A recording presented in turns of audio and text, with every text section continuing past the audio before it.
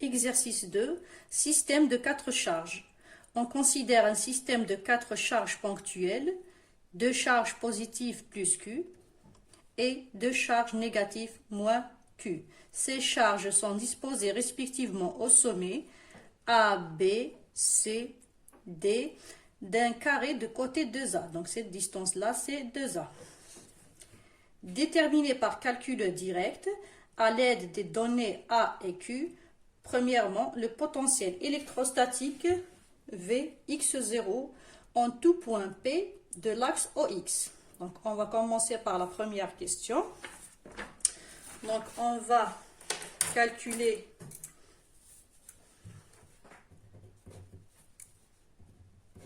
le potentiel pour x0. Donc, nous sommes à y égale à 0 et x variable. Donc, nous allons prendre un point sur l'axe des x. Donc là, je vais me trouver sur l'axe des x. Donc, nous avons nos charges. Là, c'est A avec plus Q. B avec une charge plus Q. D avec moins Q. Et le point C avec une charge moins Q. Donc ça, c'est l'origine O. Donc on va choisir un point P sur l'axe des X et on va essayer de trouver donc l'expression du potentiel pour tout point de l'axe des X. On sait que le potentiel V est donné par 1 sur 4pi epsilon 0, la somme des charges allant de 1 jusqu'à n, donc la somme des QI sur RI, RI étant la distance qui sépare la charge du point. Donc Vx0, ça va me donner 1 sur 4pi epsilon 0, et on va faire la somme des charges. Donc pour la première charge, donc plus Q sur la distance RI, donc ça va être AP.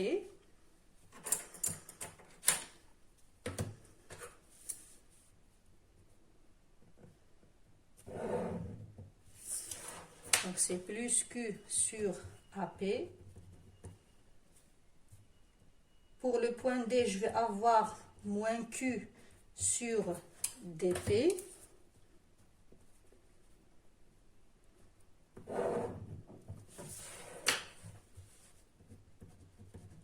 Pour le point B, ça sera plus Q sur BP.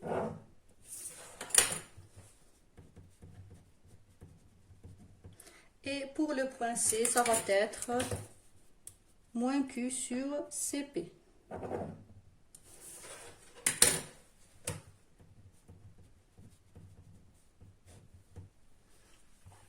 Comme la distance AP est égale à DP, donc avec AP est égal à DP, et la distance BP est égale à CP. Donc je peux dire que Vx0, ça va être 1 sur 4pi epsilon 0, donc Q sur AP, moins Q sur AP, plus Q sur BP, moins Q sur BP, qui va me donner 0 et 0. Donc on déduit que le potentiel sur l'axe des X est égal à 0.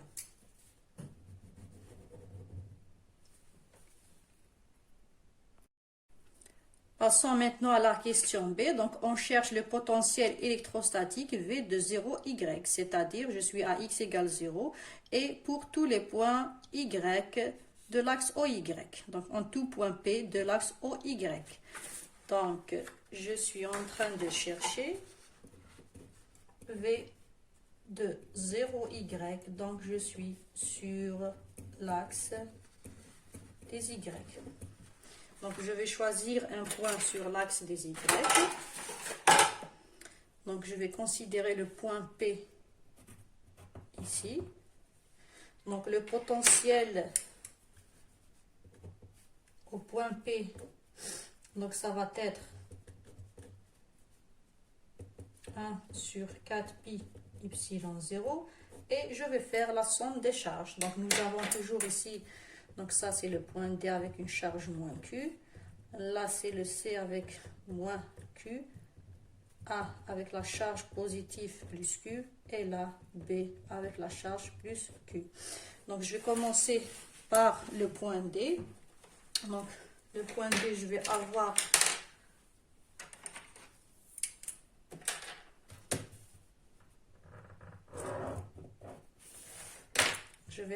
moins Q sur dP. Pour le point C, je vais avoir moins Q sur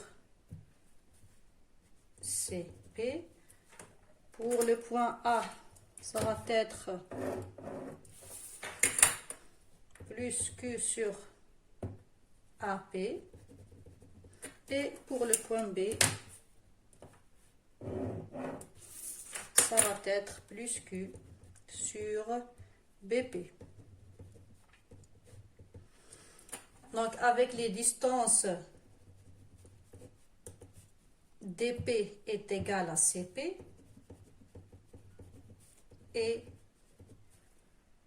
AP est égal à BP. Donc V de 0Y, il va me donner 1 sur 4 pi epsilon 0 moins 2 Q sur dP plus Q sur 2 sur AP qui me donne, donc je vais faire sortir moins 2Q en facteur commun, plutôt 2Q en facteur commun, donc je vais avoir le 2, il se simplifie avec le 2, donc je vais avoir Q sur 2pi epsilon 0 1 sur dP moins donc 1 sur AP plutôt moins 1 sur dP. Voilà donc le potentiel sur l'axe des Y en fonction des distances AP et DP. Maintenant, je vais essayer d'exprimer ce potentiel en fonction, donc ils ont demandé dans l'exercice que ça soit exprimé en fonction de A. Donc, je vais essayer d'exprimer ce VOY en fonction de la distance A.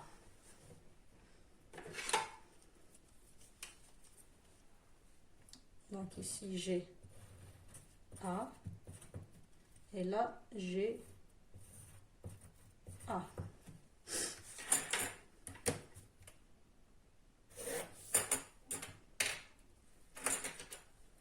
Donc si je regarde, si j'exprime AP en fonction de A, je vais prendre le grand triangle rectangle ici.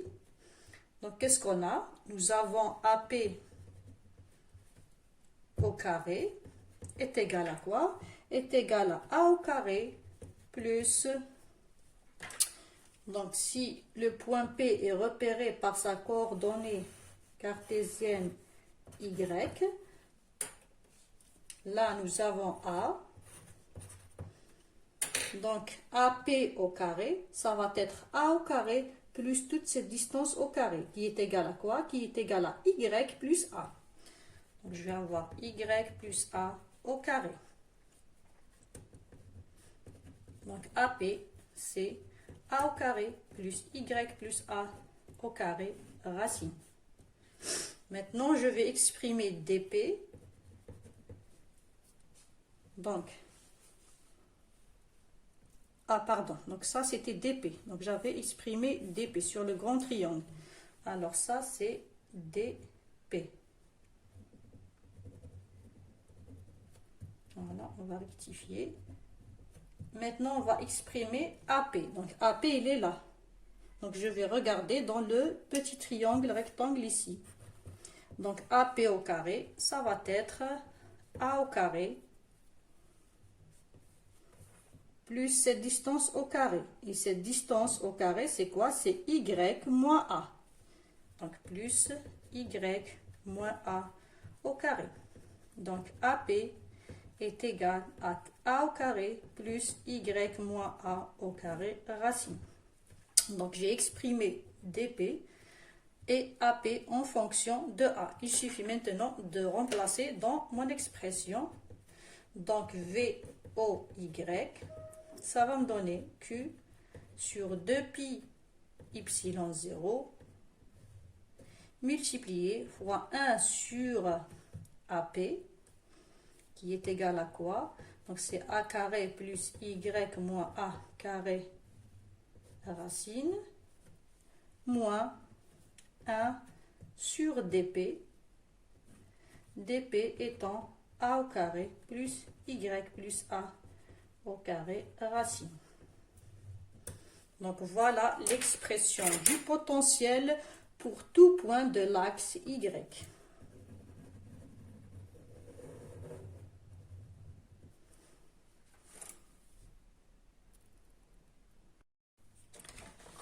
Donc on va passer à la question 2. Donc on cherche les composantes EX et EY du champ électrique EE en tout point de l'axe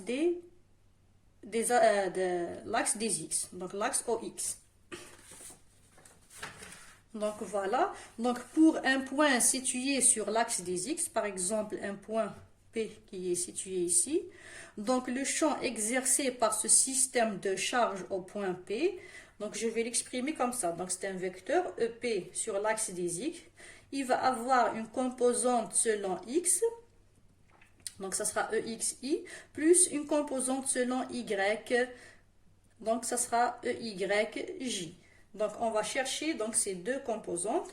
On va commencer par la composante EX. Donc on va représenter le champ qui s'exerce sur le point P par chacune des charges. Pour rappel, donc pour une charge positive, le champ, donc le vecteur du champ, il va être sortant de la charge. Par contre, pour une charge négative, moins Q, le vecteur E, donc il va rentrer vers la charge. Donc je vais commencer par représenter le champ qui est exercé par la charge plus Q située à A sur le point P.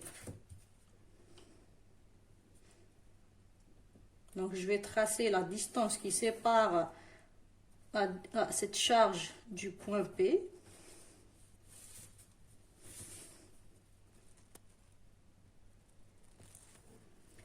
Voilà, donc le champ ici, la charge elle est positive, le champ il va être sortant de la charge. Donc si je le représente, donc il va sortir, il va être porté donc sur cette droite AP. Donc ça c'est le vecteur EA. Donc c'est le champ exercé par la charge plus Q sur le point P. Je vais faire la même chose pour le point B. Donc pour le point B, donc j'ai une charge plus Q. Donc cette charge plus Q va exercer un champ BP qui est sortant puisque c'est une charge négative. Par contre, donc la norme de EB, elle va être supérieure à la norme de EA parce que, donc ça c'est un vecteur, on va rectifier ici, parce que la distance BP est inférieure à la distance AP. Donc je vais le représenter avec une norme plus grande. Donc là, je vais avoir le champ exercé par B au point P. Je vais faire la même chose pour les charges négatives. Je vais commencer par la charge moins Q qui est située à la distance D.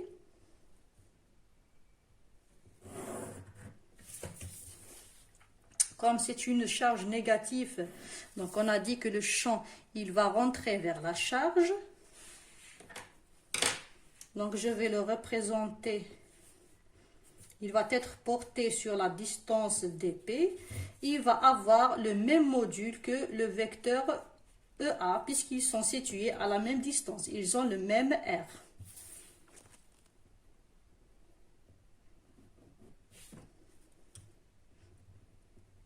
Donc je vais avoir ici ED. Pour la charge qui est située au point C, c'est une charge qui est négative.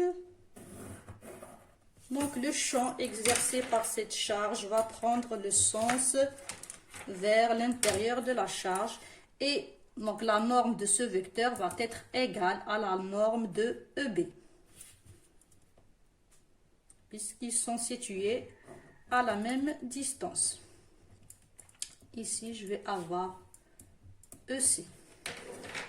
Donc, nous avons représenté tous les vecteurs du champ qui s'exercent sur le point P par ces 4 charges.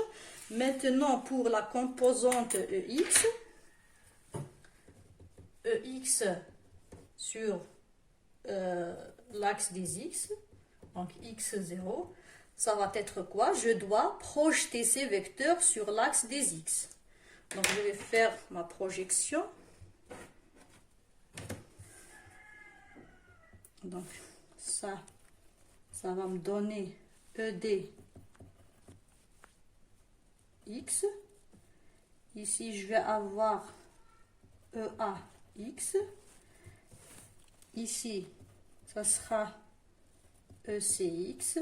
Et là, je vais avoir EBX. Donc, la composante du champ au point P, la composante X, ça sera la somme des vecteurs, de la projection de ces vecteurs sur l'axe des X. Donc, qu'est-ce que je vais avoir? Je vais avoir EAX moins EDX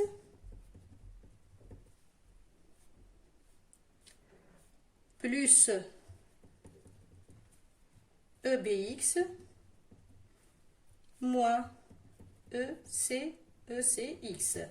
Comme on avait dit que EAX et EDX ont la même norme, donc cette valeur va me donner 0. Et EBX moins ECX égale à 0 puisqu'ils ont la même norme. Donc je vais avoir 0. Qui me donne donc la composante de E, la composante EX de E sur le plan, sur l'axe des X est égale à 0.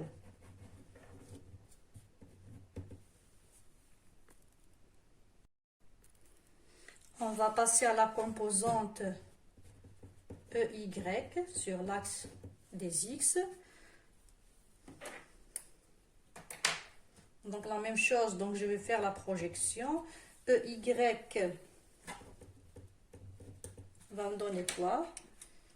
Donc, je vais projeter mes vecteurs sur l'axe des Y.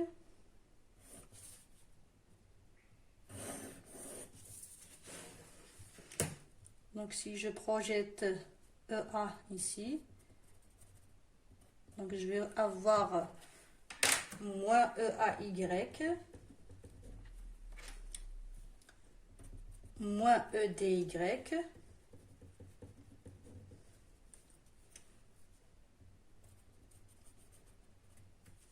moins ECY moins EBY. Et bien sûr, donc, ils ont la même norme, donc, ils vont avoir les mêmes valeurs.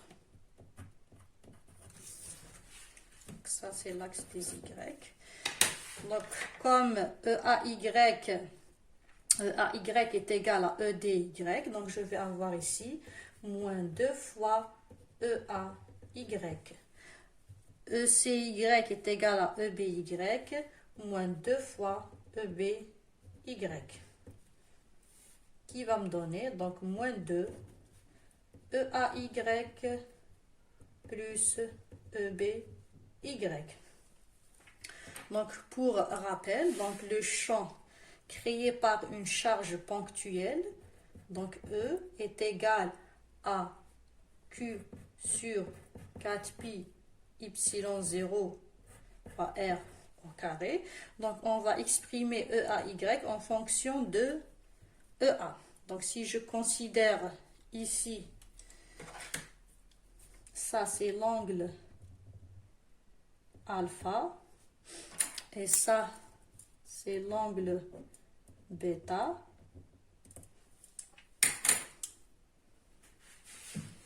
EAY, ça va être, donc le θ, je vais le retrouver ici aussi, donc cette grandeur-là, EAY,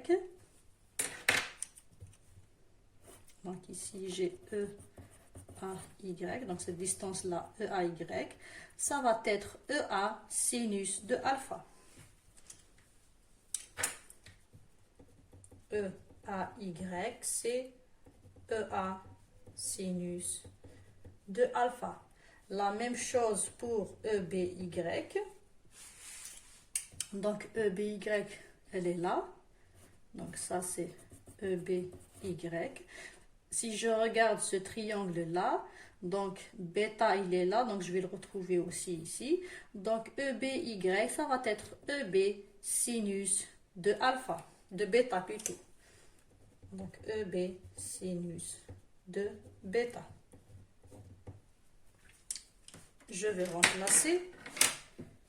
Donc je vais avoir EY, la composante Y du champ, est égale à moins 2 fois EA sinus de alpha plus EB sinus de bêta. Donc pour le champ EA, donc il va être donné par donc moins 2 fois EA, ça va être Q sur 4pi y0 et R, ça va être la distance AP. Donc le champ EA est donné par Q sur 4pi y0 R au carré. R au carré, c'est AP au carré.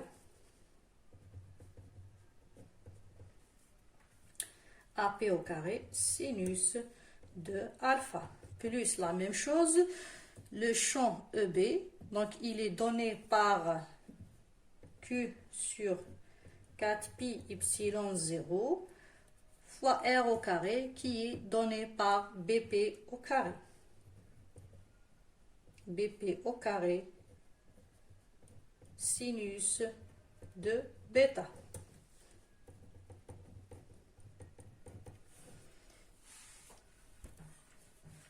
Maintenant, on va exprimer donc le sinus de alpha et le sinus de bêta en fonction de AP et BP.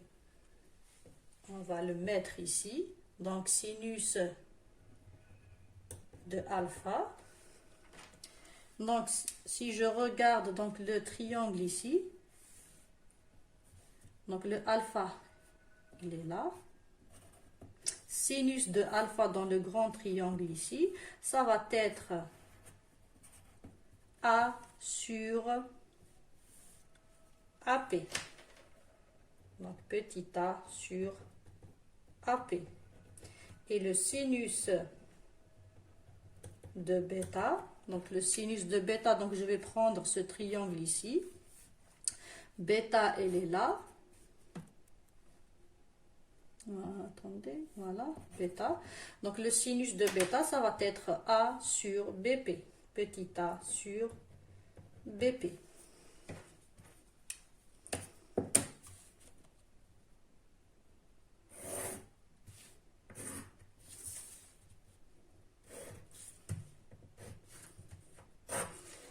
Donc, on va continuer ici. Donc, ça va me donner quoi? Ça va me donner E, Y, la composante Y, sur l'axe des X, est égale à moins 2 fois Q sur 4pi y0 AP au carré, et je remplace sinus de alpha par petit a sur AP, plus Q sur 4pi y0 BP au carré, et je remplace sinus de bêta par A sur BP, qui me donne, donc je vais faire sortir QA en facteur commun avec 4pi y0, donc le 2 avec le 2 il se simplifie, je vais avoir moins QA sur 2pi y0, 1 sur AP à la puissance 3, plus 1 sur BP à la puissance 3. Voilà. Maintenant, je vais exprimer AP en fonction de A, parce que toujours dans l'exercice, on nous demande d'exprimer tout en fonction de la distance A. Donc, AP est égal à quoi? Donc, AP, elle est là. Donc, dans le grand triangle ici, AP au carré est égal à A au carré plus, donc si je repère ici le point P par sa composante X, donc ça va être AP au carré, c'est A au carré plus cette distance au carré. Cette distance au carré, c'est quoi? C'est X plus A. Donc AP, ça va être la racine. Donc la racine de quoi? De A au carré plus X plus A au carré. Racine. Donc qui me donne, je peux dire aussi que c'est A au carré plus X plus A au carré à la puissance 1/2. Et BP, donc j'exprime aussi BP, ça va être quoi? Donc le petit triangle ici, voilà, donc ici, BP c'est quoi? BP au carré, ça va être A au carré plus cette distance au carré. Cette distance au carré, c'est quoi? C'est X moins A. Donc BP, c'est A au carré plus X moins A au carré racine. Je vais l'écrire avec la puissance. Donc c'est A au carré plus X moins A au carré à la puissance 1/2. Donc je viens remplacer tout ça dans cette équation. Donc je vais avoir EY x0 est égal à moins QA sur 2pi y0, 1 sur AP à la puissance 3. Donc AP c'est A au carré plus X plus A au carré à la puissance 1/2. Tout ça à la puissance 3, ça va me donner à la puissance 3/2. Donc ça sera 1 sur A carré plus X plus A au carré à la puissance 3/2 plus 1 sur BP à la puissance 3, ça va être 1 sur A au carré plus X moins A au carré à la puissance 3/2. Et ça, c'est la composante EY du champ E pour un point qui est situé sur l'axe des X. C'est-à-dire, donc pour chaque point qui est situé sur l'axe des X, le champ exercé par ce système de charge par ce point va s'écrire, donc EX, c'est 0, donc je ne vais pas avoir de composante selon I, plus EY, donc qui a cette expression, donc EY selon J. Donc chaque fois que je donne une valeur à X, voilà, je trouve donc l'expression du champ sur l'axe des X qui correspond à cette position X. On passe maintenant à la question 2b. Donc les composants de EX et EY du champ électrique E en tout point de l'axe OY. Donc on va considérer, donc c'est le même principe que tout à l'heure, donc sauf que le point P, il est situé cette fois-ci sur l'axe des Y. Donc on va choisir un point P ici. Donc le champ exercé par ce système de charge sur le point P, donc nous avons x égale 0 pour tous les y, donc nous sommes sur l'axe des y. Il a pour composante EX selon I et une composante EY selon J. Donc on va commencer par chercher la composante EX de ce vecteur. Donc la composante EX, donc qu'est-ce qu'on fait? La même chose, on va représenter tous les champs qui s'exercent sur le point P, tous les champs exercés par ces 4 charges sur le point P. Donc on commence toujours par donc, les charges positives qui sont sortantes. Donc là je vais avoir EA et EB qui sont sortants puisque la charge elle est positive. Et pour les charges négatives, le champ il rentre à l'intérieur de la charge. Donc là j'ai ED et EC. Après, donc pour chercher la composante selon X de ces champs, donc je vais faire la projection sur l'axe des X.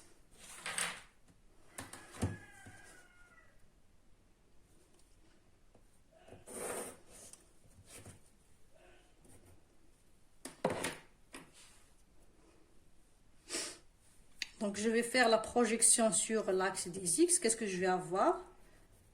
Donc là je vais avoir EAX.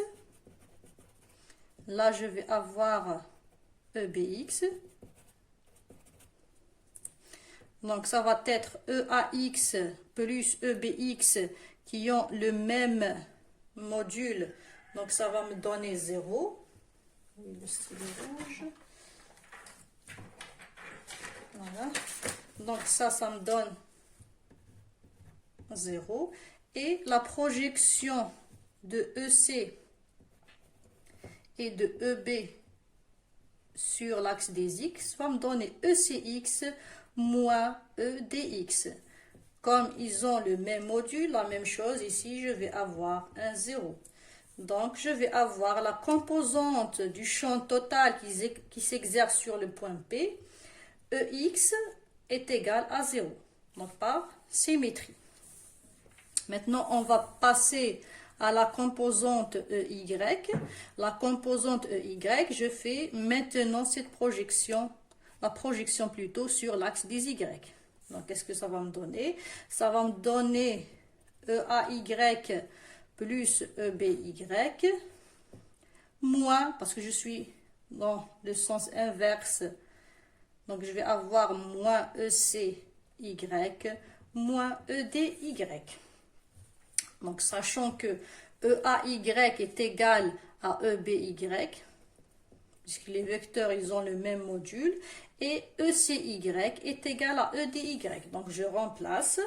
Donc, le champ EY, la composante EY, ça va me donner donc 2 fois EAY moins 2 fois ECY. Je fais sortir le 2 en commun. Je vais avoir 2 EAY moins ECY. Le même principe, je vais essayer d'exprimer EAY en fonction des angles. Donc, si je considère ici donc l'angle qui sépare l'axe des Y et mon vecteur OA, je vais l'appeler gamma. Donc, ici, nous avons gamma ici, entre Y et EA. Et lambda entre EC et Y. Donc, ici, nous avons lambda. Ou bien ici, c'est la même chose. Donc, EAY, si je regarde ici, donc EAY, cette distance-là, ça va être EA cosinus de gamma. ECY, si je regarde dans ce petit triangle-là, ECY, ça va être EC cosinus de lambda.